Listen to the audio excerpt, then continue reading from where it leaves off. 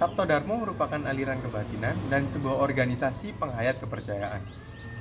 Aliran ini bermula ketika wahyu yang diturunkan Sang Kuasa kepada Bapak Harji Sapur.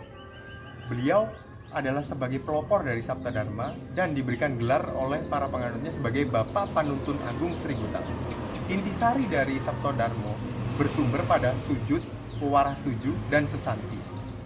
Kerohanian Saptodharma berorientasi kepada kebahagiaan para penganutnya. Kebahagiaan tersebut bukan hanya di dunia sekarang, namun juga di alam langgeng kelak. Inti pengajaran yang diberikan bertujuan untuk memberikan perilaku yang baik, yang berbudi luhur kepada para penganutnya untuk memberikan keharmonisan yang lebih baik kepada dunia. Kalau kata orang Jawa, memayu hayuning bawon. Selanjutnya, saya akan menjelaskan mengenai ritual religiusitas aliran kebatinan Saptodharma. Jadi, aliran kebatinan ini terdapat 3 ajaran utama. Yang pertama itu ada sujud, yang kedua itu wawarah tujuh, dan yang ketiga itu ada sesanti.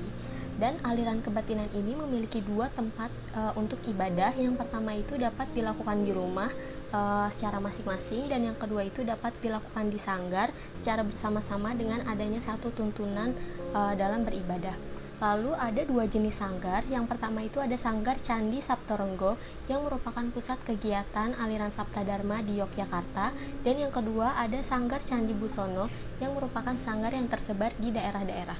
Lalu ada juga Sanggar Agung Candi Busono. Sanggar ini merupakan tempat kelahiran aliran ini di Pare, Kediri. Lalu saya akan menjelaskan mengenai ritual religiusitasnya. Yang pertama itu ada sujud. Sujud ini merupakan ibadah utama yang dilakukan warga Saptodharma.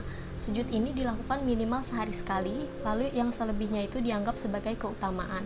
Selanjutnya ada wawarah tujuh. Wawarah tujuh ini bermakna 7 petuah yang merupakan pedoman hidup warga Saptodharma. Yang ketiga ini merupakan sesanti. Sesanti ini semboyan warga Saptodharma yang dalam bahasa Jawa itu berbunyi memayu hayuning bawono, hayuning bangso, dan hayuning sasomo. Lalu warga Saptodharma ini menganggap segala kegiatan mereka ini merupakan ibadah. Namun mereka juga memiliki 4 ibadah sebagai ibadah utama yang wajib dilakukan. Yang pertama itu ada sujud yang telah saya jelaskan tadi. Lalu yang kedua itu ada racut. Racut ini merupakan ibadah yang maha suci roh manusia menghadap Allah yang maha kuasa terlepas dari raganya sebagai bekal perjalanan roh setelah kematian. Lalu yang ketiga itu ada ening.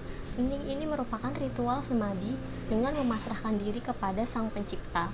Lalu yang keempat itu ada olah rasa. Olah rasa ini merupakan proses relaksasi untuk mendapatkan kesegaran jasmani setelah bekerja keras atau olahraga. Lalu selanjutnya saya akan menjelaskan mengenai tahapan-tahapan dalam sujud. Nah, tahapan dalam sujud ini ada 3 tahap. Yang pertama itu mengucapkan 3 poin dari Pancasila Allah, yaitu Allah yang Maha Agung, Allah yang Maha Rohim, dan Allah yang Maha Adil. Selanjutnya di tahap kedua itu mengucapkan Allah yang Maha Suci dan Allah yang Maha Kuasa. Lalu di tahap ketiga itu mengucapkan dalam bahasa Jawanya itu kesalahan yang Maha Suci, nyuwun ngapura haying Maha Kuasa, haying Maha Suci mertobat yang Maha Kuasa. Jadi itu merupakan ketiga dari tahapan sujud yang dilakukan warga Saptodharma minimal sehari sekali.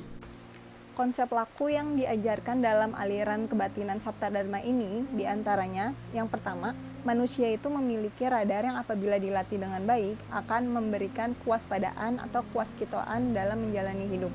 Lalu poin yang kedua adalah salah satu ibadah dari aliran kebatinan ini adalah ening. Ening itu berupa semedi dengan memasrahkan diri kepada Sang Pencipta.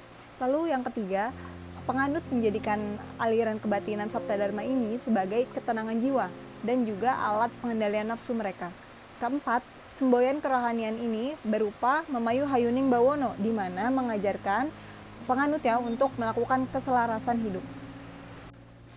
Sedangkan ilmu yang diajarkan dalam aliran kebatinan ini, poin yang pertama tadi sudah diutarakan bahwa orientasi religinya adalah kebahagiaan di dunia dan di alam langgeng.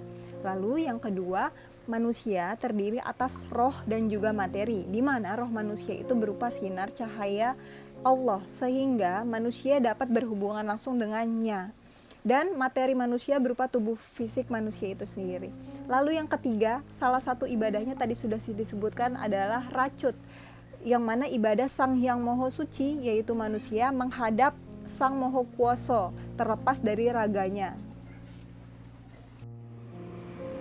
Tuhan yang diajarkan dalam ajaran Saptodharma disebut Allah yang Maha Kuasa, yaitu zat yang mutlak, bebas dari segala hubungan akibat dan menjadi sumber dari alam semesta. Dalam aliran Saptodharma, Allah yang Maha Kuasa memiliki 5 sifat luhur yang disebut Pancasila Allah. Yang pertama adalah Maha Agung, lalu Maha Rohim, Maha Adil, Maha Wasesa, dan Maha Langgeng.